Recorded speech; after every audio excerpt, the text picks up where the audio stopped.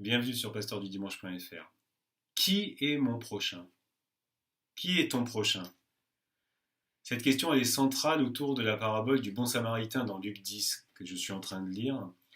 Euh, alors, on pourrait répondre en disant mon prochain, ben, c'est celui qui est proche. Donc c'est une personne de ma famille, de ma communauté. Certains vont même parler de préférence communautaire. Ce n'est pas ce que le texte dit. Ou alors le prochain, c'est celui dont je dois prendre soin, le plus vulnérable, le blessé sur la route. Ce n'est pas ce que dit le texte. La parabole de Jésus, elle raconte l'histoire donc d'un blessé sur la route et de deux chefs religieux qui passent, qui restent indifférents à cette situation, et un samaritain, qui est vraiment la figure de celui qui prie loin de Jérusalem, au mont Garizim, dont la communauté a fait un schisme, donc celui qui est mal vu, quoi, qu'il ne faut pas fréquenter. C'est celui-là qui se fait prochain pour le blessé sur la route. Donc, la figure du prochain, c'est celui qui se rend proche pour le blessé. Alors, dans cette parabole, il nous est vraiment dit quelque chose sur nous-mêmes. Aime ton prochain comme toi-même.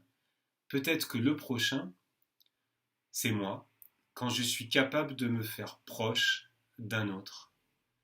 Aime ton prochain comme toi-même, c'est aime celui qui en toi est capable de se faire proche pour un autre. Ça change toute la vision qu'on a de ce prochain qui est toujours celui que je dois aider, et des fois de manière un peu condescendante. En plus, là, le samaritain, c'est pas condescendant parce qu'il engage toute sa personne, il prend du temps, il va déposer la personne à l'hôtel pour que l'aide se fasse dans la durée, il y aura un coût matériel. Peut-être finalement que le prochain, effectivement, c'est moi quand je suis capable de me rendre proche d'un autre, mais c'est aussi, quand je suis blessé sur la route, celui qui se rend proche de moi, donc peut-être Dieu lui-même, qui vient me libérer, me sauver pour que je puisse tenir debout et choisir la vie.